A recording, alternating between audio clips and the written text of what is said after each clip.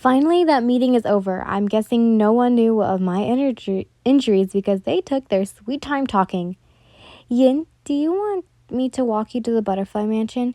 Michiru's eyes glistened in the sunlight. Before my cheeks started to show a red hue, I shook my head, telling him that I was fine on my own. A spoiler alert! I wasn't! I walked towards the mansion, but I could feel my eyes start to flutter.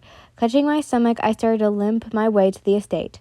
I really should have asked for help. The blood loss is getting to me now. Is that a figure in the distance? What pretty long hair. Within a few seconds, I collapsed on the floor and, well, passed out. Michiru's POV. This girl has to stop passing out. She really should have listened to me.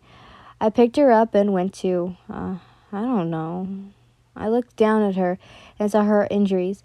Immediately, I rushed towards Kanoto-chan's estate to get her help. Why didn't I sense the amount of blood she was losing? I'm so stupid.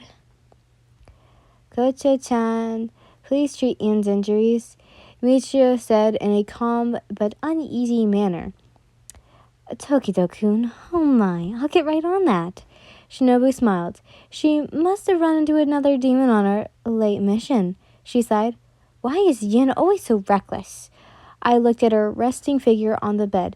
Kocho-san said she'll wake up in a few minutes, but I wanted to be now. I decided to go out to get some tea for her when she wakes up. I kept taking turns wondering where the kitchen was. What did I come here for again? Some sort of drink? The thought of Yin came to his mind. That's right. I wanted to get tea. Since I can't find it, it's all right. I headed towards the room she was staying, but she wasn't there. Why was my memory acting up again? Kocho-san, where's Yin? I asked in a monotone voice. Oh, Tokida-kun, I forgot. She woke up when you left. She smiled. I made an oh sound and started to look around for her. I heard some noise coming from the main room. I entered and saw the same boy from the trial, two girls with butterfly hairpins, and two other boys who seemed around our age. I saw Yin talking to one of them with a boar head. Or is that a mask? I listened to their conversation, curious about what they were discussing. So your name is Inosuke then? Yin chirped. Did Kamado mention I'm sorry for my first impression? Hey, Kamboko! The boar man yelled. I saw Yin mentally facepalm herself. Sure, Inosuke.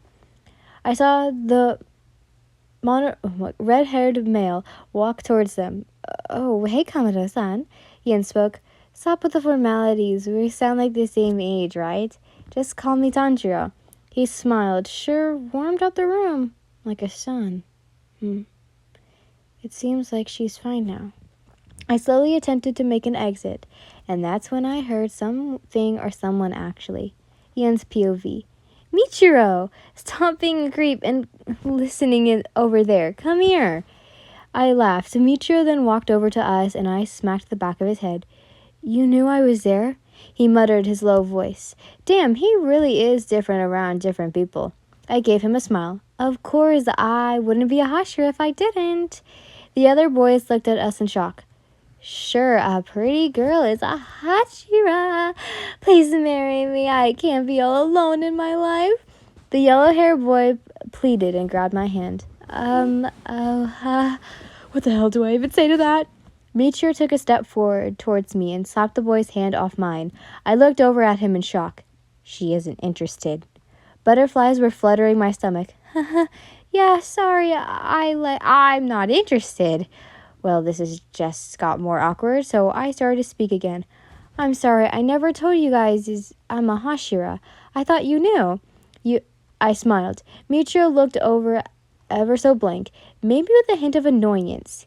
He has to apologize for hitting Tanjiro with rocks, so being a good person I am, I nudged him. No, was the response I got back. Hold on, guys, I had to talk with Michiro real quick. I laughed, then moved away from them. Come on, Michiro, you have to apologize. I please. My answer stays the same. He looked away, and I had a bothered face on. Please, Moo. The nickname for him always caused him to have butterflies. Maybe. Ha! I knew the nickname would work. Aw, he has a soft spot. I look at him with a raised eyebrow. Fine, Yin, I'll do it. I saw him walk over to the three, and he spoke. Komodo, He looks at me, basically telling me he doesn't want to go through with this. Him? I cough. I'm sorry for throwing pebbles at you, but you still shouldn't interrupt the master. Muichiro said with a hint of irritation. It's okay, Tokito-kun. He smiled. Haha. Okay, Muichiro. We can go now. I lift up my head, motioning him to come towards me. He then looks back and glares at the yellow head one last time. What was that about? I ask. Nothing important, Yin.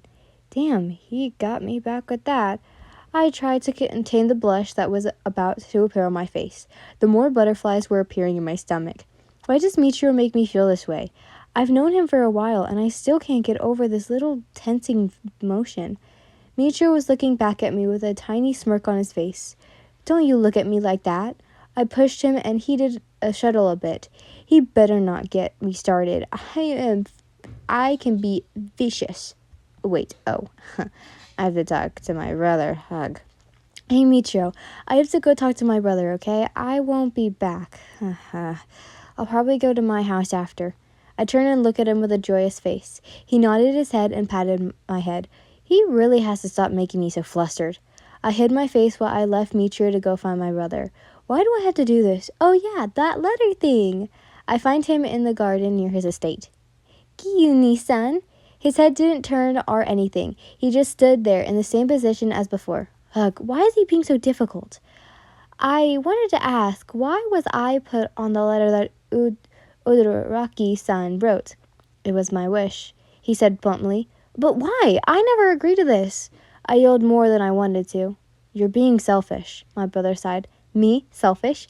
You're the one who left me alone all those years. I'm not going to cry. It wasn't worth the time. I tried to calm myself down. You blame me for their deaths, Nissan. We were all kids. It wasn't like we can save everyone in the final selection.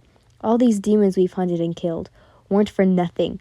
I've lived with my regrets for letting them die. I don't need your grudge on me too. I watched him stand there with an expression of grief and sorrow. I didn't mean to. I wanted to turn back to you, but I couldn't. My words already affected you, so I left, never turning back. I can't speak to you right now.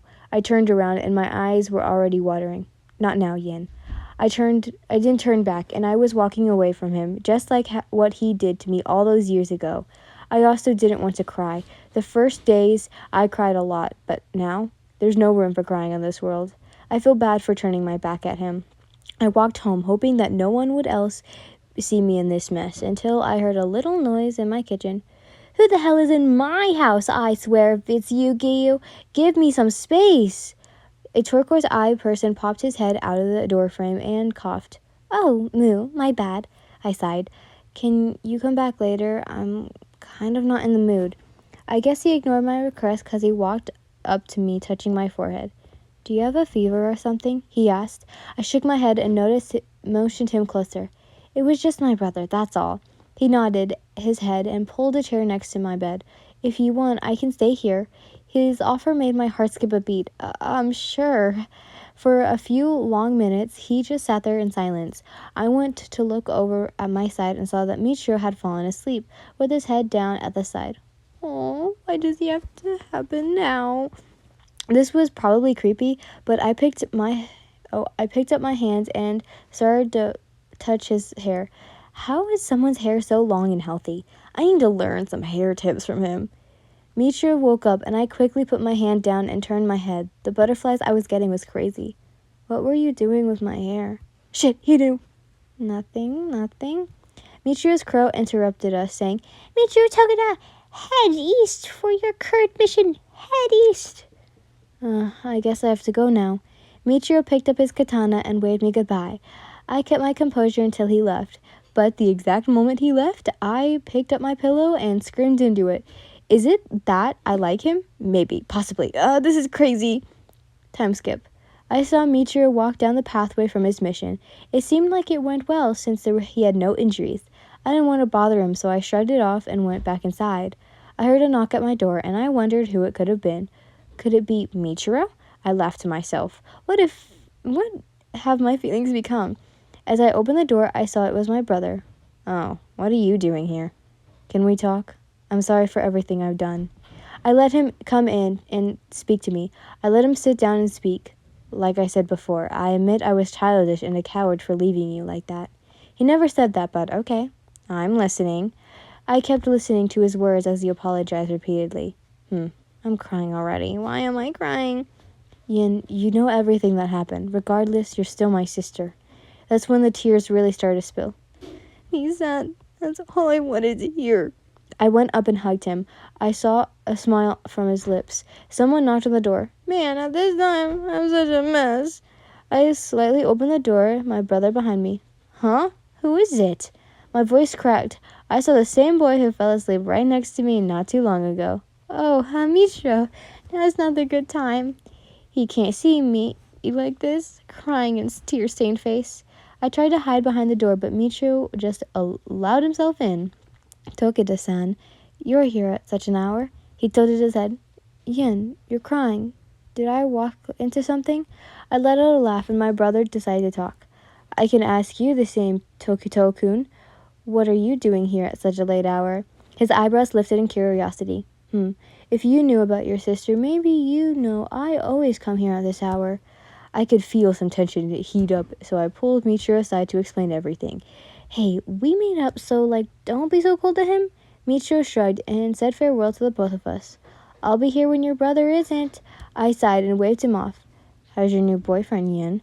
Boyfriend? Well, no, Yin. He's not my boyfriend, Gyuni. He looked like he didn't believe me. Okay, Yin. I smacked him on the head. Just get out of my house already. I jolted. Both men were gone, and now I could have some peace for myself. I heard the door knock again. Nissan, did you miss me that much? I was cut off by Obana-san glaring at me. Did you not hear your crow call us to a mission? Hurry your ass up, he yelled. My crow has a mind of its own, okay? It's not my fault. He already looked annoyed, so I quickly got my stuff and closed the door behind me. All right, let's go. I really cannot catch a break.